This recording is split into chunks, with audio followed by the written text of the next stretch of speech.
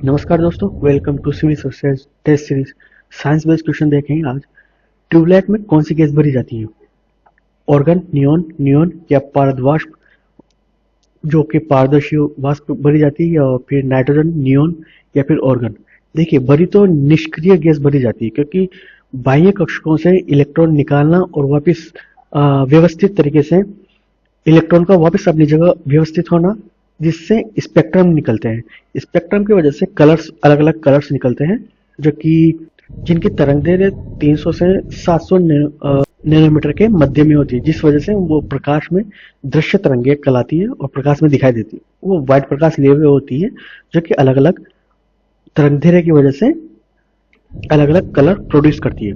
देखिए, इसमें इसका सही आंसर है नियॉन और पारद वाष्प। देखिए, इनकी जगह ऑर्गन, जेनॉन या फ्लोरोसेंट लैंप में क्रिप्टॉन गैस के साथ साथ वाष्प भरी जाती है। ट्यूबलाइट के अंदर का जो दबाव है, वायुमंडलीय दबाव का करीब 0.3% होता है। ठीक है, अगला क्वेश्चन। सामान्य ताप पर निम्न में से कौन सा तत्व द्रव के रूप में पाया जाता है, अर्थात लिक्विड फॉर्म में होता है? हाइड्रोजन, ऑक्सीजन, ब्रोमीन या आयोडीन? इसका सही आंसर है ब्रोमीन। ब्रोमीन ये लाल भूरे रंग का तरल पदार्थ होता है।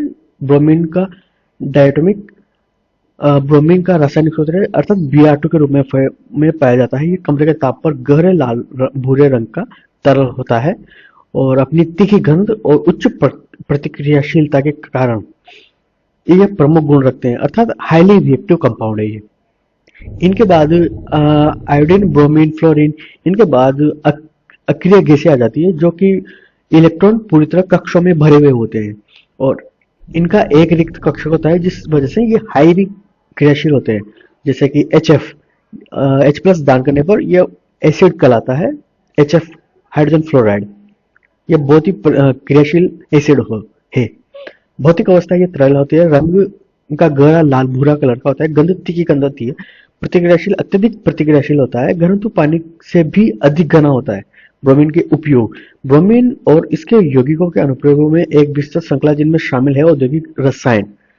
औद्योगिक रसायनों के रूप में काम में लिया जाता है और लैब में तो खैर काम आता ही है। अगला क्वेश्चन। रसायन उद्योगों में तेजाब के फॉर्म में किसको माना जाता है? H2CO3, HNO3, HCl, H2SO4 या HF? ये सभी एसिड है, हाईली रिएक्टिव कंपाउंड है। HF, H2SO4, HNO3, H2CO3 तो वायु प्रदूषण में कार्यरत है, जो कि कार्बनिक कंपाउंड और नाइट्रोजनस कंपाउंड जो पर्यावरण में प्रदूषण करते हैं, वो H2O के साथ रिएक्शन करके समुद्रों में H2CO3, HNO3 के रूप में भी गिरता है और ऐतिहासिक धरोहर स्थलों पर भी गिरता है, जिस वजह से उनका डिग्रेडेशन होता है। आपने देखा होगा कई पत्थरों पर हल्के हल्के दाने से उनकी पॉलिशिंग वगैरह खराब हो जाती है, जैसे कि ताजमहल को ले लो उदाहरण के तौर पर। चलो क्वेश्चन पे आते हैं। रसायन उद्योगों में तेजाब के रूप में किसको माना जाता है? इसका सही आंसर है H2SO4। एक गंधक का तेजाब भी कहलाता है। H2SO4 का सल्फ्यूरिक एसिड के नाम से भी जाना जाता है और इसके बारे में पढ़िएगा, आपको याद रखने में आसानी रहेगी। अगला क्वेश्चन। मस्टर्ड गैस का उपयोग किस लिए किया जाता है? ईंधन गैस के रूप में? निम्न में से किन के रूप में किया जाता है, न कि किस रूप में? ईंधन के रूप में, रासायनिक युद्ध में, सरसों के तेल के स्रोत के रूप में, या फिर निर्गंधीकरण के रूप में? देखिए, इसका सही आंसर है रासायनिक युद्ध में मस्टर्ड गैस का उपयोग किया जाता है, अर्थात भीड़ को तितर बितर करने के लिए इसका उपयोग करते हैं। मस्टर्ड गैस एक रासायनिक हथियार है जो शरीर पर छाले और हानिकारक प्रभाव पैदा करता है। मस्टर्ड गैस कमरे के तापमान पर रंगीन से पीले रंग का तेलीय तरल पदार्थ है तथा 58 डिग्री फ़ारेनहाइट से कम तापमान पर ठोस हो जाता है। इसकी गंध मीठी और सुखद होती है, और या लहसुन या प्याज या सरसों जैसी होती है इसकी गंध। ठीक है, इसको पढ़िएगा, याद रखने में आसान रहेगी। अगला क्वेश्चन। हीमोग्लोबिन में कोबाल्ट उपस्थित होता है, जिससे उपसंयोजक बंध से जुड़ा रहता है। दूसरा है, हीमोग्लोबिन में आयरन लिगेंड से बंधित होता है। दोनों में से कौन सा सही है? पहला सही, दूसरा सही, या दोनों सही, या दोनों गलत? देखिए, हीमोग्लोबिन में कोबाल्ट उपस्थित होता है, जिससे उपसंयोजक बंध बना रहता है। कोबाल्ट उपस्थित हो भी सकता है या जुड़ भी सकता है या नहीं भी जुड़ सकता है, ये इसका कुछ नहीं कहा जा सकता है, परंतु उपसंयोजक बंध से जुड़ा रहता है, ये गलत बात है, अर्थात पहला कथन गलत है। दूसरा, हीमोग्लोबिन में आयरन लिगेंड के रूप में बंधित होता है। देखिए सही बात है, आयरन लिगेंड के रूप में बंधित होता है, ये केंद्रीय बिंदु के रूप में लिगेंड से स्ट्रक्चर को बांधे रखता है। 4 लिगेंड बॉन्ड होते हैं। देखिए हीमोग्लोबिन रक्त के लाल होता है, ये ऑक्सीजन को आयरन के जो लिगेंड होता है उसके साथ बाइंड करके ऑक्सीजन को एक स्थान से दूसरे स्थान पर अर्थात मांसपेशियों में, मसल्स में, अन्य जगहों पर जहां रिक्वायरमेंट होती है वहां पहुंचाता है हीमोग्लोबिन। अगला क्वेश्चन कुछ इस प्रकार का होता है, जिगजैग स्ट्रक्चर होती है। डायबिटीज के मरीजों के लिए जीवन रक्षक हार्मोन इंसुलिन को अगर स्वस्थ व्यक्ति ले तो वसा घटती है और मांसपेशियां बनती है। क्या ये सही है? दूसरा कथन, ज्यादा इस्तेमाल से ग्लूकोज का स्तर काफी ज्यादा घट जाता है। पहला सही है, दूसरा सही है, दोनों सही है या दोनों गलत है? इसका सही आंसर है दोनों सही है। अगर इसको स्वस्थ व्यक्ति द्वारा लिया जाता है तो वसा घटती है, ग्लूकोज का ज्यादा इस्तेमाल होता है, और अगर कुछ ज्यादा ही यूज कर लिया जाए तो ग्लूकोज की मात्रा घट जाती है। ग्लूकोज के टूटने पर एटीपीज बनती है, ये तो आपको सबको पता होगा। अर्थात एटीपीज मतलब जो एनर्जी का जो बंडल होता है उसे एटीपीज कहता है, वो ग्लूकोज को तोड़कर एटीपीज बनाता है। दोनों सही है। इंसुलिन का कार्य रक्त शर्करा का अवशोषण, जबकि जो शुगर है उसका अवशोषण करना है, अर्थात डिग्रेडेशन करता है उसका। जब आप भोजन करते हैं, भोजन जो कि जैसे चपाती खाए या मैदा खाते हैं, इनको तोड़कर इनमें जो ग्लूकोज कंपाउंड, ये ग्लूकोज से सुक्रोज, लैक्टोज इत्यादि जो कंपाउंड होते हैं, ये carbon, nitrogen, oxygen, alcoholic compound, इन्हीं से मिलकर बने होते हैं हर एक कंपाउंड। बस इनका जो स्ट्रक्चर है उनमें हल्के हल्के, जैसे कि नाइट्रोजनस कंपाउंड का अगर ओएस लिए हुए होते हैं तो हल्के से इंटरचेंज की वजह से पूरा कंपाउंड ही, जैसे गेहूं से मैदा जो ट्रांसफॉर्म है, फिजिकली इंटरचेंज देखने को मिलते हैं। अगला क्वेश्चन, बत्ती वाले स्टोव में केरोसिन के बत्ती में ऊपर चढ़ने का कारण है। जैसे चिमनी में केरोसिन में बात लगाकर जलाते हैं स्टोव को, तो तेल के केरोसिन और घासलेट का तेल होता है, इनको ऊपर चढ़ने का कारण क्या होता है? परासरण, विसरण, पृष्ठ तनाव या संकोलन? देखिए इसका प्रमुख कारण है पृष्ठ तनाव।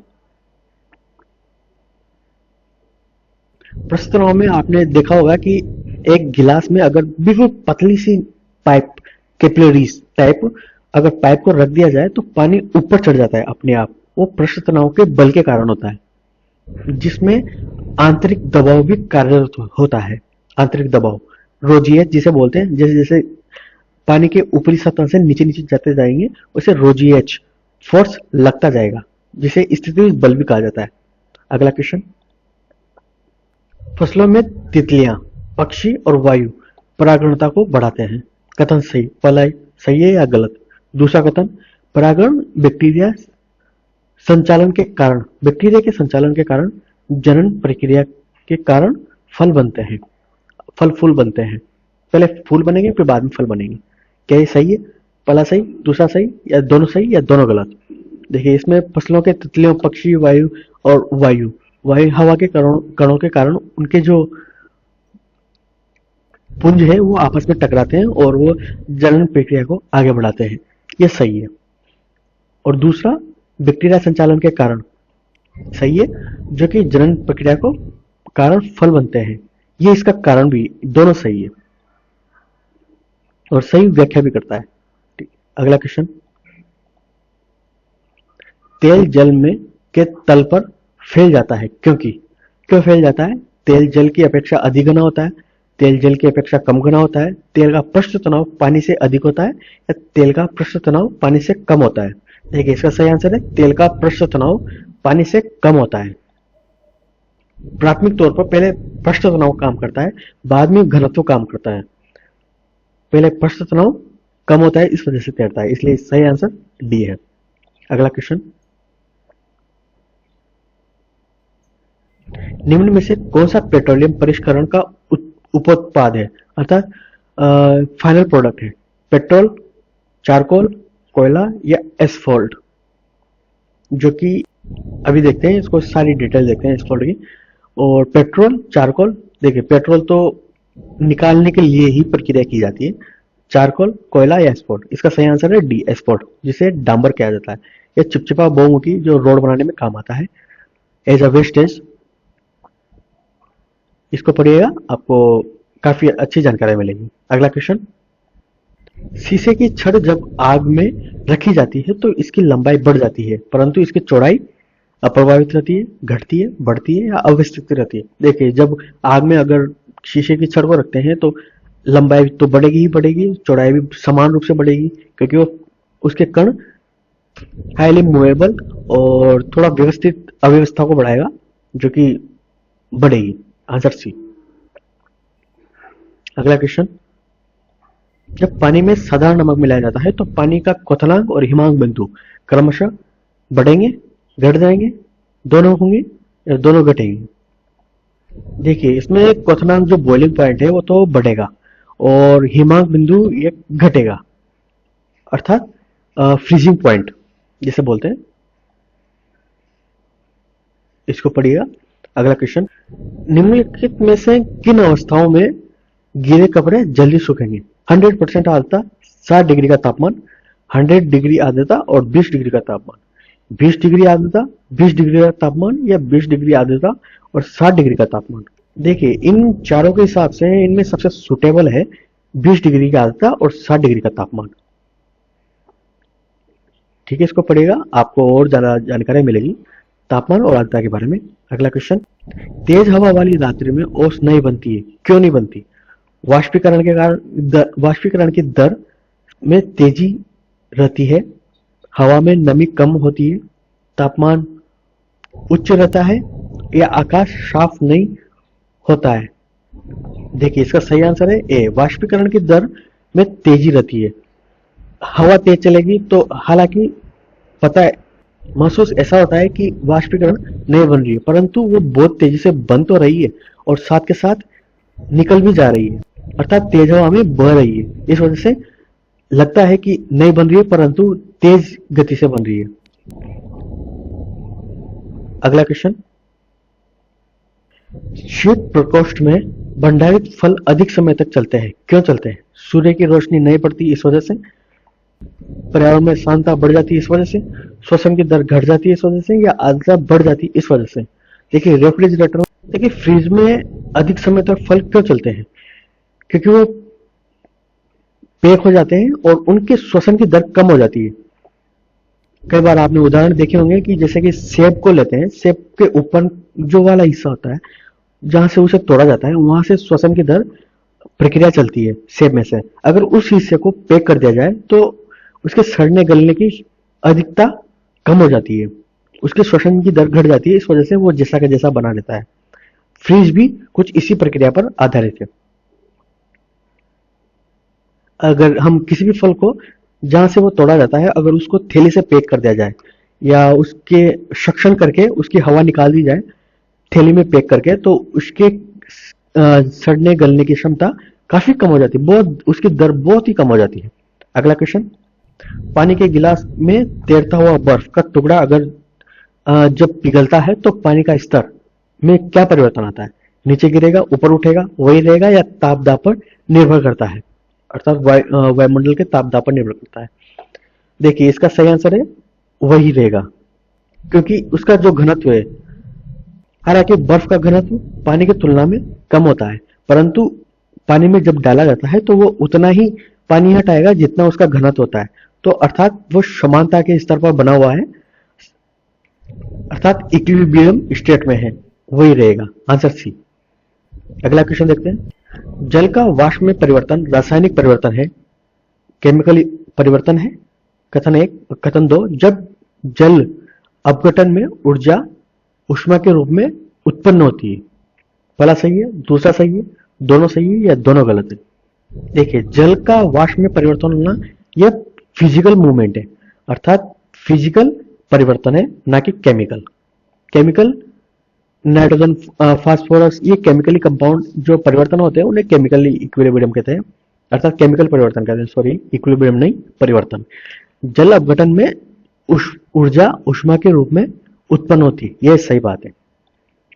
अगला क्वेश्चन, निम्न में से सबसे अधिक क्रियाशील धातु कौन सी है? सोडियम, कैल्शियम, आयरन या पोटेशियम? देखिए इन चारों में से सबसे अधिक क्रियाशील पोटेशियम है। इसकी व्याख्या देखते हैं। ये पोटेशियम किस किस काम आता है? ये रक्तचाप वगैरह में और शारीरिक पोषण में जिनमें काम आता है वो पढ़िएगा, आपको अच्छी जानकारी मिलेगी। व्याख्या, एल्यूमिनियम किसका अयस्क है? अयस्क है। अयस्क मतलब किसमें से निकाला जाता है? हेमाटाइट, बॉक्साइट, मोनोजाइट या पिच ब्लेड में से?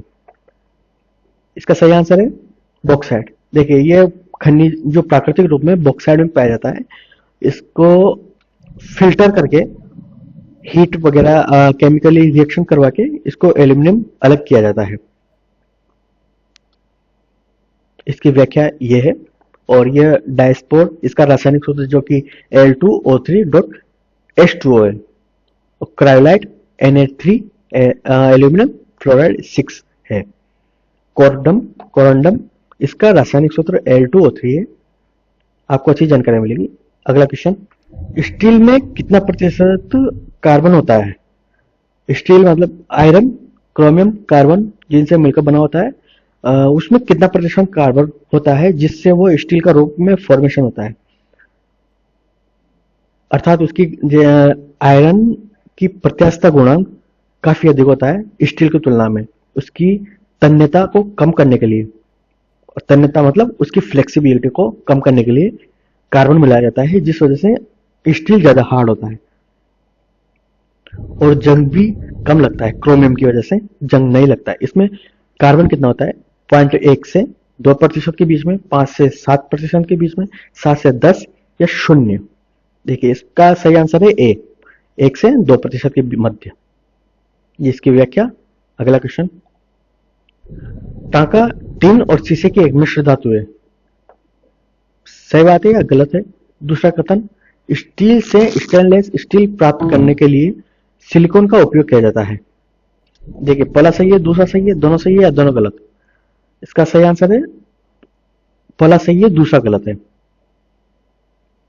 ये टाका टिन और शीशे का मिश्र धातु होता है जो कि शोल्डरिंग में काम आता है। ये महत्वपूर्ण मिश्र धातु है। इसका उपयोग इलेक्ट्रॉनिक्स, प्लविंग और अन्य क्षेत्रों में होता है। इसके गुण लचीलापन, ये आसानी से पिघल जाता है। अर्थात शोल्डरिंग आयरन पर जब इसको लगाया जाता है तो ये बहुत ही आसानी से पिघल जाता है। ठंडा होने पर ठोस हो जाता है, और तुरंत ठोस होता है। थोड़ी सी हवा लगते ही काफी ठोस हो जाता है। विभिन्न सतहों पर जोड़ने पर आसानी से हो जाता है और विद्युत का चालक होता है। शोल्डर का उपयोग इलेक्ट्रॉनिक सर्किट के तारों में किया जाता है। अर्थात एसएमडी प्लेट्स जो होती है उनका जो पीछे का हिस्सा देखते होंगे आप, आपके कंप्यूटर या मोबाइल में जो पीछे गोल्ड सिल्वर कलर में जो मेटल के रूप में कैपेसिटर, रेजिस्टेंस, ट्रांजिस्टर वगैरह से लगा हुआ होता है, वो ये होता है। अगला क्वेश्चन, भारी पानी के खोजकर्ता कौन थे? G Mendel, Joseph Priestley, H C Urey या हेनरी हर्ट्ज? देखिए इसका सही आंसर है एच सी उरे। भारी पानी दरअसल डीटो के रूप में होता है जो कि परमाणुविक जो न्यूट्रॉन होता है उसकी स्पीड को कम करने में भारी पानी का यूज किया जाता है। ये हाइड्रोजन का ही एक होता है, जैसे कि हाइड्रोजन, ड्यूटेरियम और ट्रिटियम। इसमें हाइड्रोजन में एक प्रोटॉन एक न्यूट्रॉन होता है, ड्यूटेरियम में एक प्रोटॉन दो न्यूट्रॉन होते हैं और ट्रिटियम में एक प्रोटॉन और 3 न्यूट्रॉन होते हैं। यह काफी रिएक्टिव कंपाउंड है। न्यूक्लियस अगर रिएक्टिव होता है या अव्यवस्थित होता है तो वो कंपाउंड हाईली एनर्जेटिक होता है। उसका उपयोग हाईली एनर्जी कंपाउंड के रूप में किया जाता है। भारी पानी एक साधारण पानी की तुलना में लगभग 10% अधिक घना होता है। देखिए यह परमाणु रिएक्टरों में न्यूट्रॉन की गतिशीलता को कम करने के लिए इसका उपयोग किया जाता है और इसकी गतिशीलता को कम करके ग्रेफाइट के रोड़ों में एब्जॉर्ब कर लिया जाता है उस न्यूट्रॉन को, जिस वजह से परमाणुविक रिएक्शन को मंदित या बंद ही कर दिया जाता है। देखिए H2O और D2O का फॉर्मूला कुछ इस प्रकार है। Thank you.